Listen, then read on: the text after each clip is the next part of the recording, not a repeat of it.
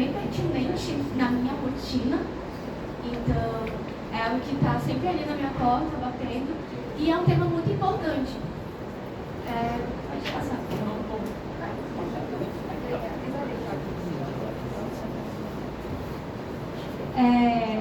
Já me apresentaram, mas eu vou falar um pouco mais. Eu tenho 2 anos já dentro da área de TI, estagiando, trabalhando, enfim. Já tive experiência com redes, servidores, telecomunicação, chip, M2M, enfim. Atualmente eu estou me graduando em defesa cibernética, eu estou no meu último semestre e também faço faculdade de ciência da computação ao mesmo tempo. É um pouco puxado. Atualmente eu estou estagiando já na área de cibersegurança, eu faço parte da IT Protect, eu acho que vocês conhecem qual é essa empresa, e é basicamente sobre isso. Para poder dar continuidade, eu queria muito entender uma coisa que antes de eu entrar na área, para mim era algo meio nublado. O que é para vocês a gestão de vulnerabilidades? O que é uma vulnerabilidade para vocês?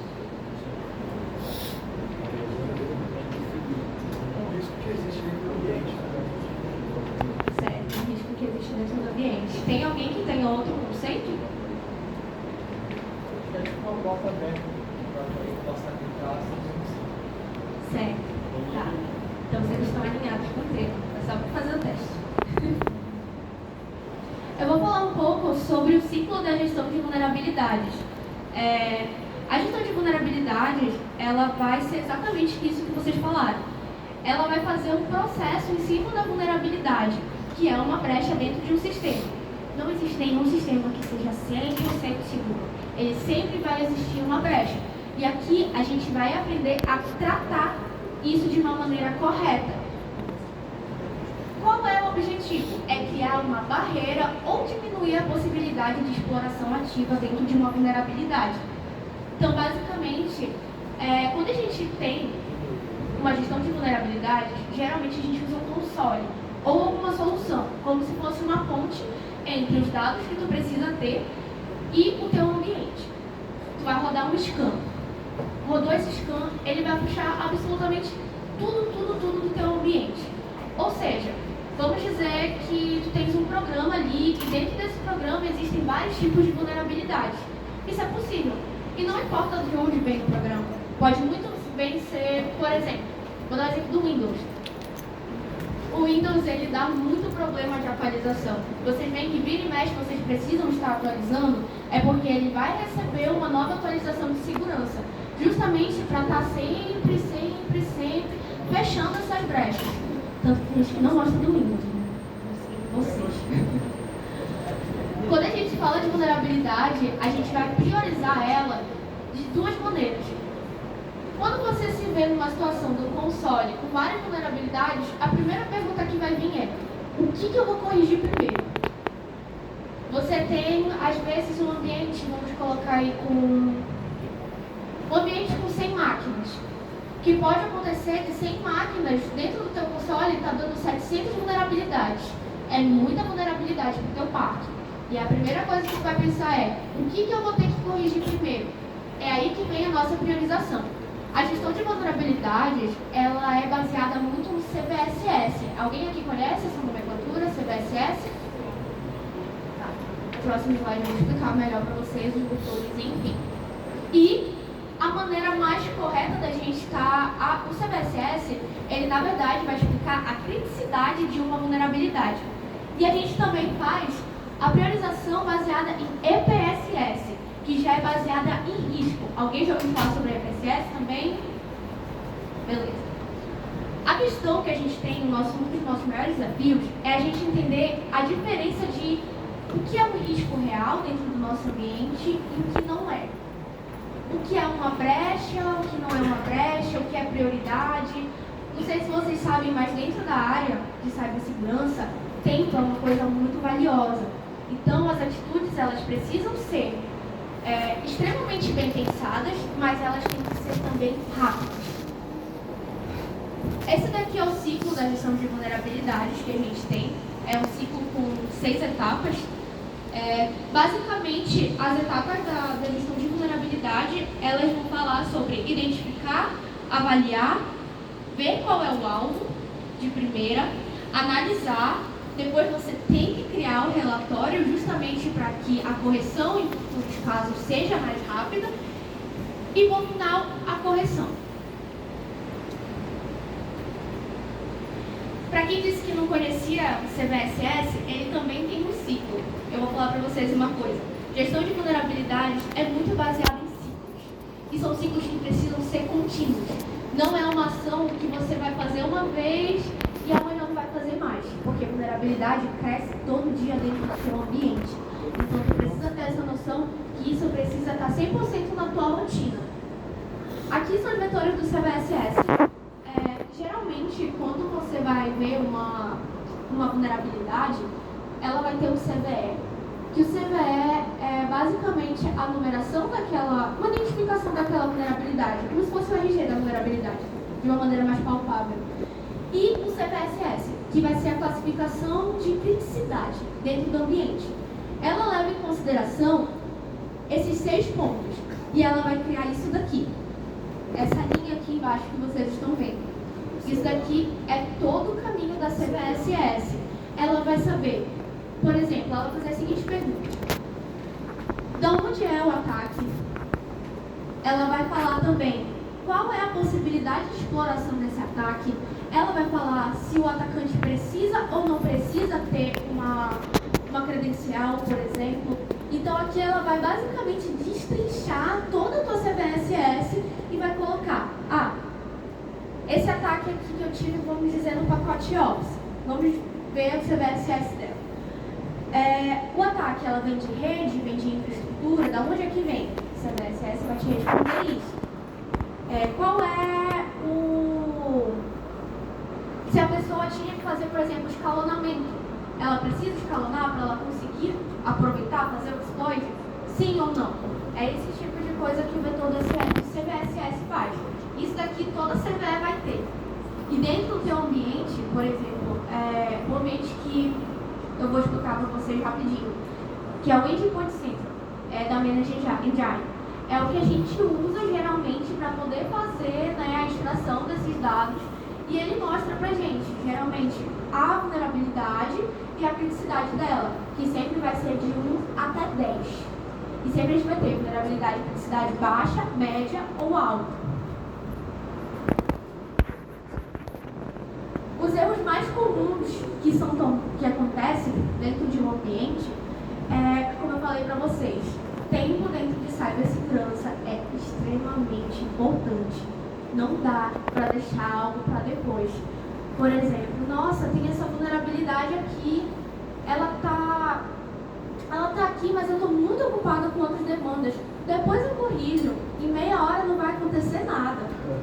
Quando tu volta, já era, já foi feito o exploit, enfim. Então, essa ação aqui, eu vou sempre estar falando nessa apresentação agora da importância dela ser contínua, porque é uma coisa que é do ser humano. Às vezes ela pensa, vou deixar para depois. Gente, isso daqui não dá para deixar para depois. Por isso que falo, o povo de cibersegurança é chato. É mesmo. É verdade, é chato.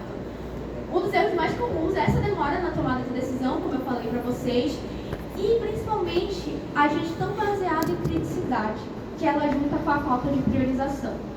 Muita gente vai se basear apenas no CVSS para poder fazer a aplicação de um patch, a aplicação de uma correção.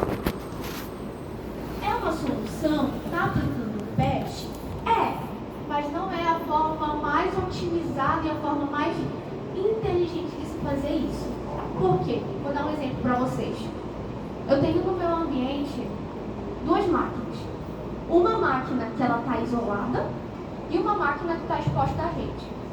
A minha máquina isolada, ela está com uma vulnerabilidade de criticidade alta, mas sem risco de exploit. A minha máquina que está jogada para a rede, está exposta, ela está com uma criticidade média, mas com risco de exploit. Qual vocês corrigiriam primeiro? A média. A que está exposta, a que não está exposta. Quem corrigiria primeiro a que está exposta para a rede? Quem corrigiria primeiro a que não está exposta, a isolada? Beleza. A forma mais certa seria corrigir a máquina que está exposta.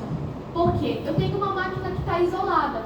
Ela não está ali na rede para as pessoas acessarem a PIN. Então, por mais que ela não tenha, por mais que ela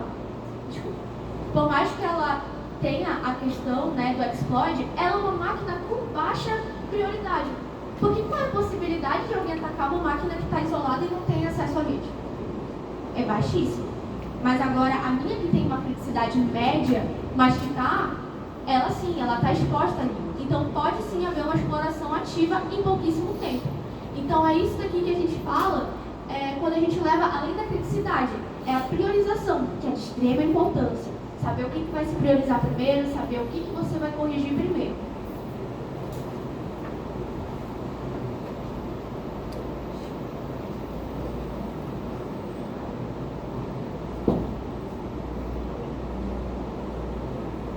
Aqui a gente já vai dar a nossa virada de chave, a parte mais importante, diga-se de passagem, que é sobre CTI, Cyber Threat Intelligence.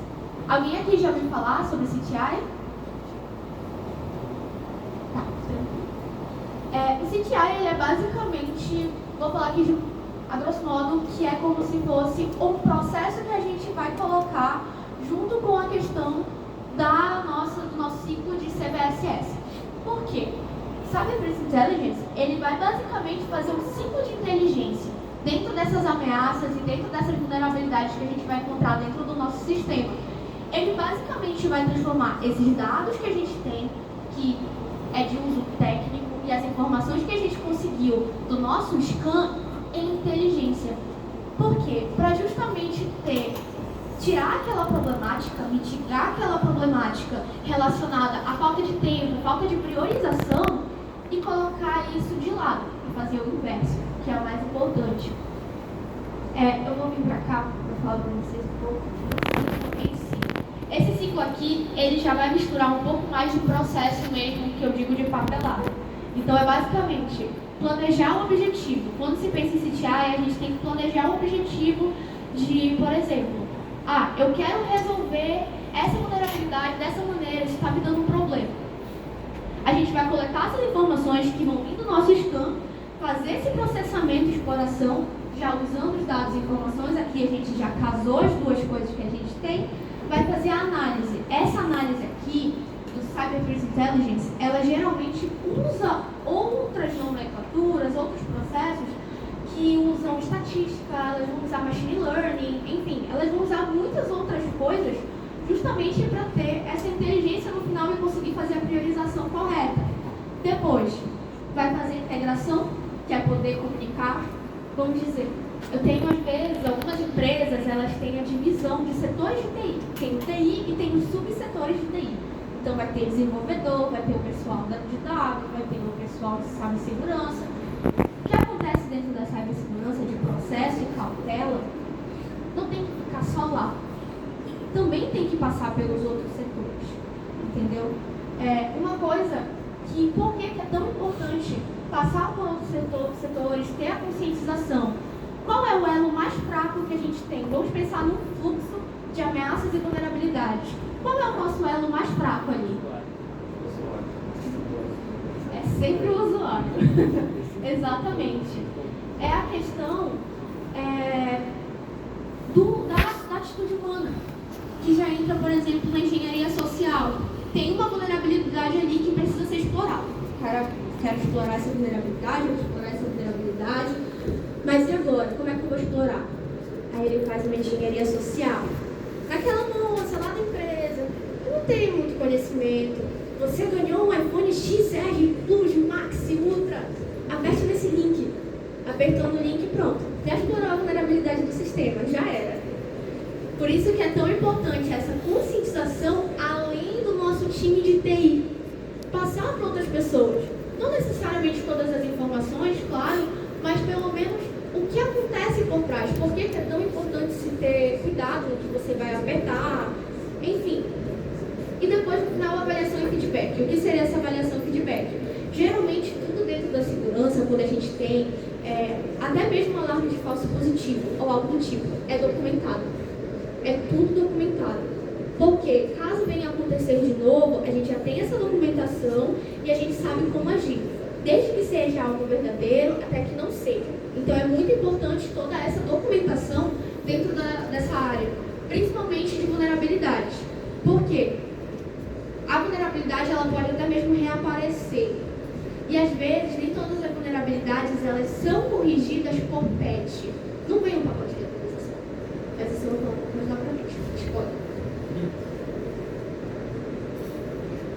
Aqui, como o CTI vai mudar o nosso cenário dentro da questão das vulnerabilidades, como eu estava falando para vocês. Ela vai fazer essa análise mais profunda, permitindo com que a vulnerabilidade seja priorizada e corrigida de uma forma correta. Agora, vamos dizer, tem gente que diz que corrigir patch é só apertar o botão. Não é. Como estou mostrando para vocês. Vocês precisam entender o que vocês estão corrigindo. A correção além do patch. O que seria essa correção além do patch? Existem algumas vulnerabilidades que o sistema ele não vai te dar um pacotinho ali para tu instalar na tua máquina em massa e resolver o problema. Alguns é preciso criar script, outros é preciso fazer mudança em registro de chave. Então tudo isso precisa ter uma inteligência, precisa ter um ciclo, por isso a importância dessa documentação. Porque, por exemplo, eu tenho ainda, vamos dizer que eu estou na mesma empresa de 100 máquinas, 100 ativos. E eu estou com uma vulnerabilidade igual em todas as 100 máquinas, que eu preciso fazer uma mudança no registro de chave. O que vocês fariam? Vocês iriam, vamos dizer que a gente tem um console unificado, nesse caso, vou dar o contexto, a gente tem um console unificado, onde você consegue, cada máquina tem um agente, e através desses agentes e desse console, você consegue sim fazer a aplicação em massa. É um registro de chave. Tu já foi, já pesquisou, já viu que realmente essa é a única solução, não tem nenhum patch de correção, não tem como fazer nenhuma configuração de firewall, não tem nada. É só corrigir essa bendita chave. O que vocês fariam?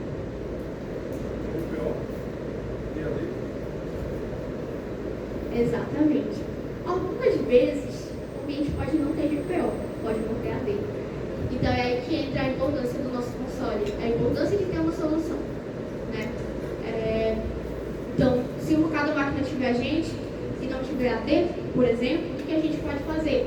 A gente pode rodar um script ali, jogar e ele vai fazer automaticamente em todas as máquinas. Então, assim, olha, no script eu quero que você mude, eu quero isso daqui, obviamente. Se sobrar algum resquício de algum programa, de algum pacote que tenha que usar, que seja dependente, sempre apagar da máquina de usuário. Porque a gente não sabe o que o usuário vai fazer. Entendeu? Não falando que a gente tem que sempre esperar o pior do usuário. Mas, né? Quem aqui... Tem alguém aqui que trabalha em suporte técnico ou que trabalha em suporte técnico? Então vocês entendem.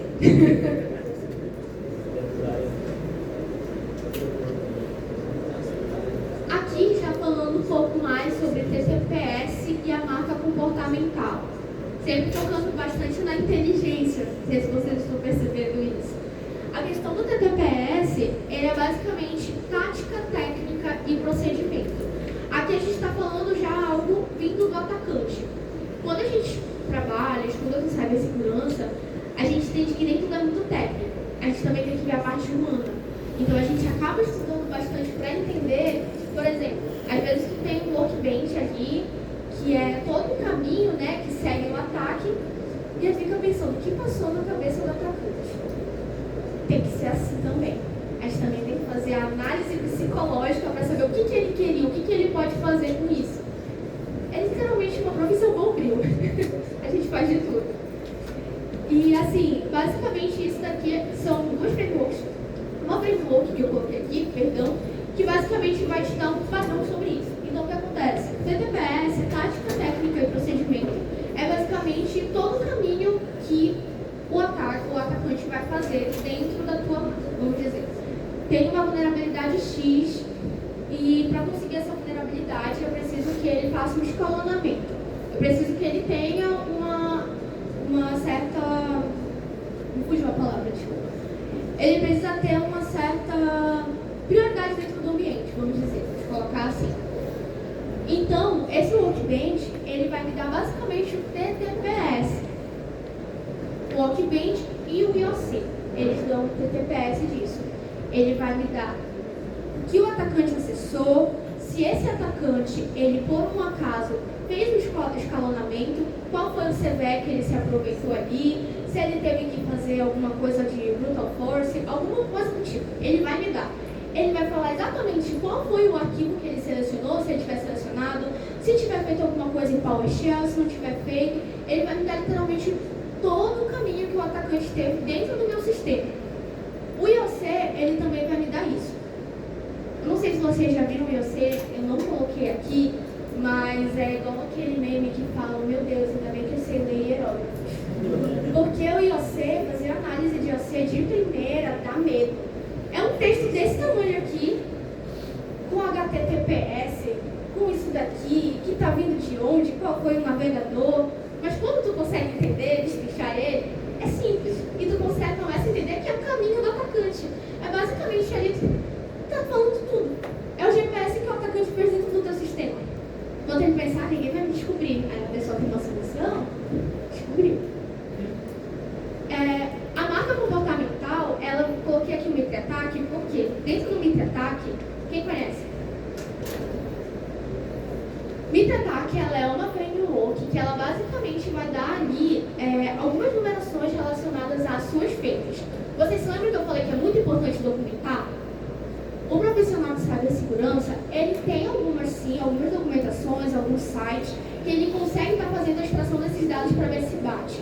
Então, por exemplo, o MitriAttack, eu consigo encontrar o TTPS, eu consigo ver a numeração do TTPS, entenderam? Então, é basicamente como se fosse um vademecum do profissional de TI. Levem como isso. É como se fosse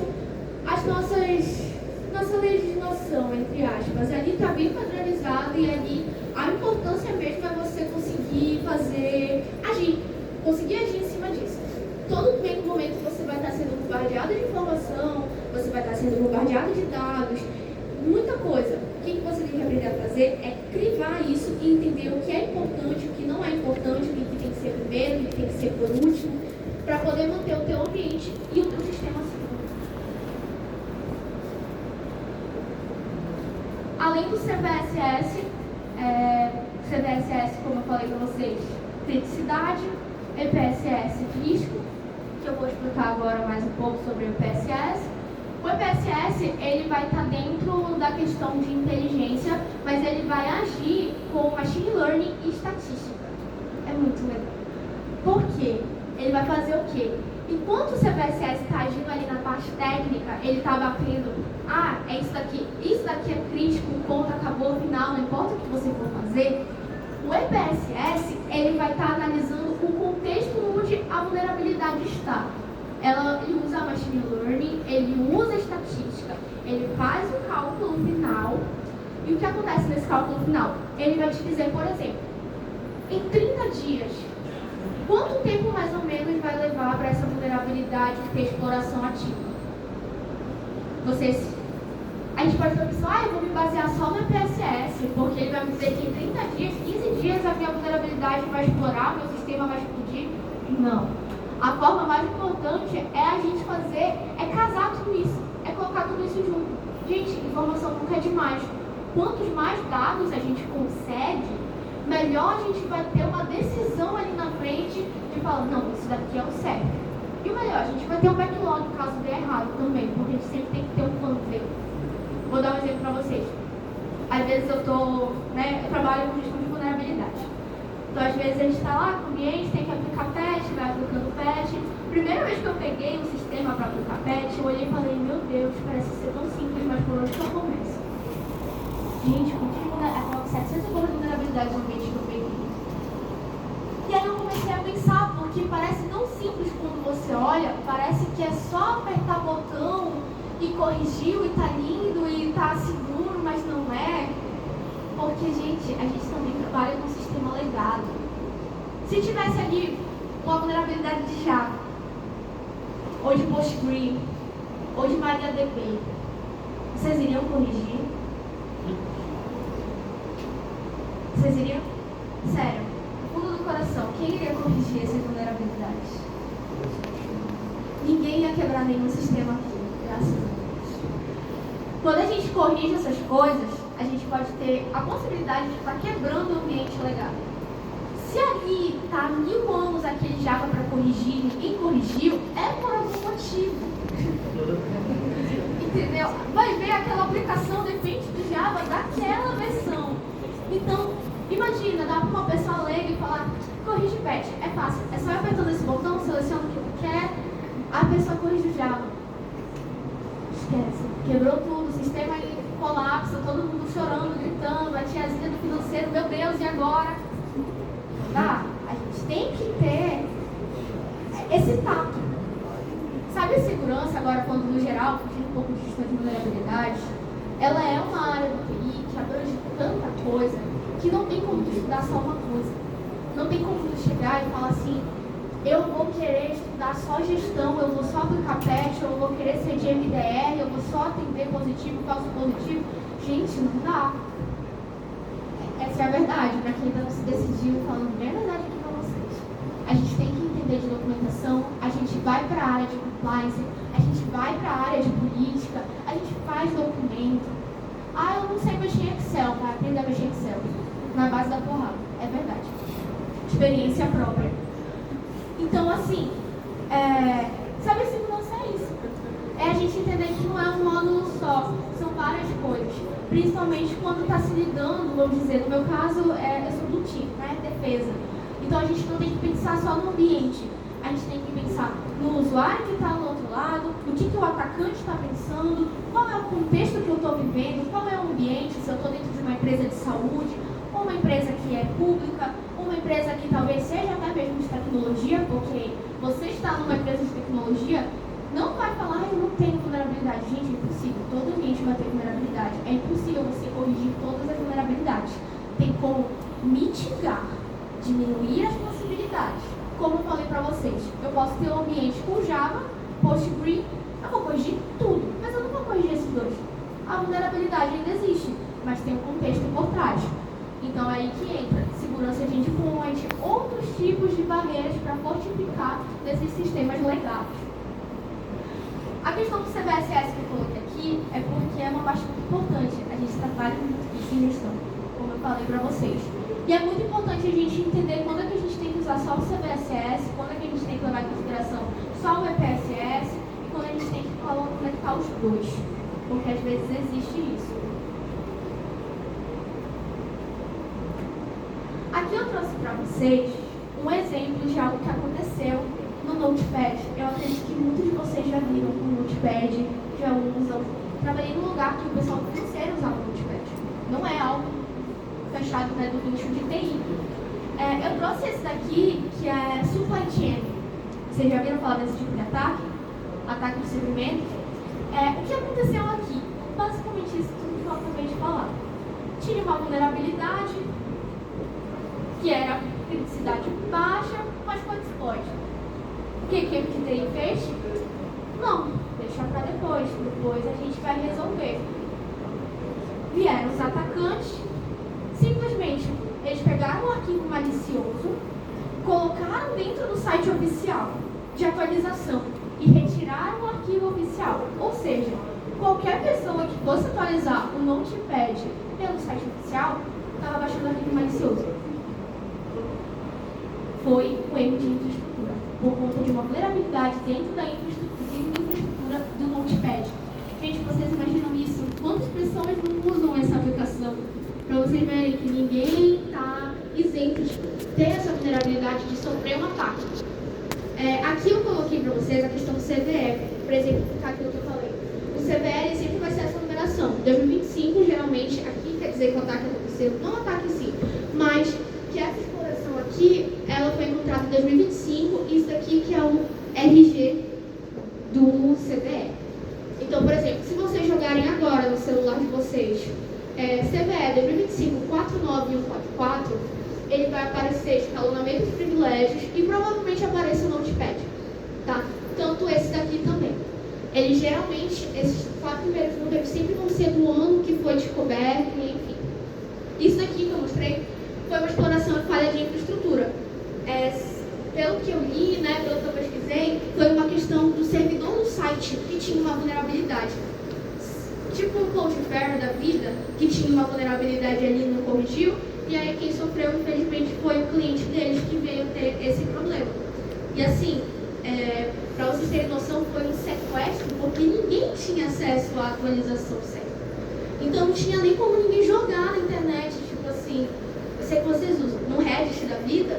Gente, essa daqui é a atualização certa do Notepad, baixem essa, aquela maliciosa, não tinha, porque houve um sequestro, ninguém tinha esse executado, entendeu? Isso é muito importante, uma coisa que vocês precisam entender é que tudo isso daqui, além da gente estar protegendo aplicações, a gente está protegendo informações. Informação para uma empresa é extremamente valiosa. Se uma empresa perde informação, ela perde dinheiro. Acaba. Vamos dizer que você tem uma empresa que tenha uma grande carteira de clientes. Eu consegui pegar, como acontece inúmeras vezes, vaza essa carteira de clientes. Perde credibilidade da tua empresa, perde informações que geralmente são sensíveis, provavelmente vai responder por processo, dependendo de onde seja, vamos dizer no Brasil, por infração de LGPD, porque deveria estar vivendo um ciclo ali das suas informações, deveria ter um certo cuidado maior, porque CPF, nome completo, tudo isso pode ser usado para algo ruim se cair na mão de uma pessoa que, queira fazer mal. É isso, gente. Eu coloquei essa frase aqui, que, assim, resume bem o que a gente faz todos os dias. Sem contexto, vulnerabilidades são apenas números. Com inteligência, elas se tornam prioridade. Sempre pense nisso. Quando pensar em gestão de vulnerabilidades, sempre pense prioridade. O que eu vou priorizar primeiro? É isso, gente. Obrigada.